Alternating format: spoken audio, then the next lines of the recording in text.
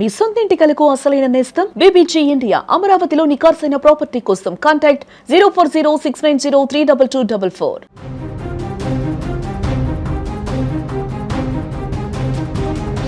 తెలుగు లోగిళ్లలో సంక్రాంతి సంబరాలు అంబరాన్నంటుతున్నాయి.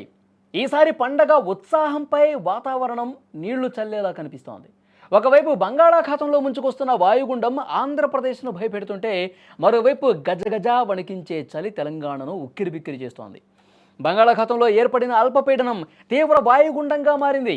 రానున్న 48 గంటల్లో మరింత బలపడి తుపానుగా మారే అవకాశం ఉందని ఐఎండీ అధికారులు హెచ్చరిస్తున్నారు. దీని ప్రభావంతో ఆంధ్రప్రదేశ్లోని కోస్తా తీరం వెంబడి భారీ వర్షాలు కురిసే అవకాశం ఉంది. ముఖ్యంగా నెల్లూరు, తిరుపతి, చిత్తూరు జిల్లాల్లో శని, ఆదివారాల్లో మోస్తరు నుంచి భారీ వర్షాలు కురిసే అవకాశం ఉందని అంచనా వేశారు.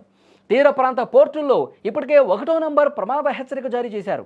మత్స్యకారులు వేటకు వెళ్లొద్దని అధికారులు కఠిన ఆదేశాలు జారీ చేశారు. ఇక తమిళనాడులో కూడా పరిస్థితి చాలా తీవ్రంగా ఉంది. ఇప్పటికే ఆరెంజ్ అలర్ట్ అక్కడ జారీ చేశారు. పుదుచ్చేరి, కారైకల్ ప్రాంతాల్లో కుండపోత వర్షాలు కురిసే అవకాశం ఉంది. ఏపీలో రాయలసీమ జిల్లాల్లో ఆకాశం మేఘావృతమై అడపాదడపా జల్లులు పడే అవకాశం ఉంది. ఇక పండుగ పనుల్లో ఉన్న రైతులకు ఈ అకాల వర్షం పెద్ద ఆందోళనకు దారితీసే పరిస్థితి కనిపిస్తోంది. ఆంధ్రప్రదేశ్లో వానలు కురవబోతున్నాయి. మరొక 2-3 రోజుల పాటు వర్షాలు కురిసే అవకాశం ఉందని చెప్పి చాలా స్పష్టంగా అధికారుల నుంచి సమాచారం వస్తుంది. ఒక మోస్తరు నుంచి కొన్ని ప్రాంతాల్లో భారీ వర్షాలు కూడా కురిసే అవకాశం ఉంది.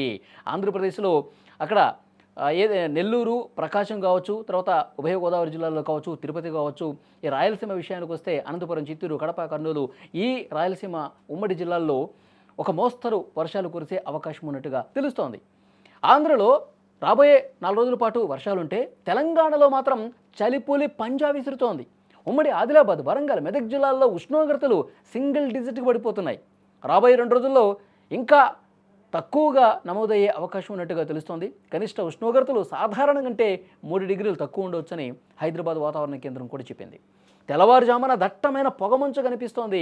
ఈ పొగమంచు కారణంగా అసలు బయటకు రాలేని పరిస్థితుంది. వాహనదారులు ఎంత ఇబ్బంది పడుతున్నారంటే, ఎదురుగా ఏ వెహికల్ వస్తుంది, ఏ వెహికల్ పోతుందో కూడా కనిపించినటువంటి పరిస్థితి. అంత పొగ అలుముకోవడంతో, పొగమంచు కమ్ముకోవడంతో బయటకు రావాలంటేనే భయపడిపోతున్నారు. ఎందుకంటే ఎక్కడ ఏ ప్రమాదం జరుగుతుందో ఆ ఆందోళన ఎక్కువ ఉంది వాహనదారులు. హైదరాబాద్ నగరంలో కూడా చలి తీవ్రత అంతకంతకు పెరుగుతోంది. రాత్రి వేళల్లో 14 డిగ్రీల కనిష్ట ఉష్ణోగ్రత నమోదయ్యే అవకాశం ఉంది. ఆకాశం పాక్షికంగా మేఘావృతమై ఉండటంతో పగటిపూట కూడా కాస్త చల్లగానే ఉంటుంది. సంక్రాంతి సెలవులకు ఊళ్ళకు వెళ్లే ప్రయాణికులు జాగ్రత్తగా ఉండాలని నిపుణులు చెప్తున్నారు. మొత్తానికి ఈ ఏడాదికి సంక్రాంతికి ప్రకృతి 2 రకాల సవాళ్లు విసురుతోంది. ఒకవైపు చలిగండం విపరీతంగా కనిపిస్తోంది, మరోవైపు ఈ వర్షపాతం కనిపిస్తోంది.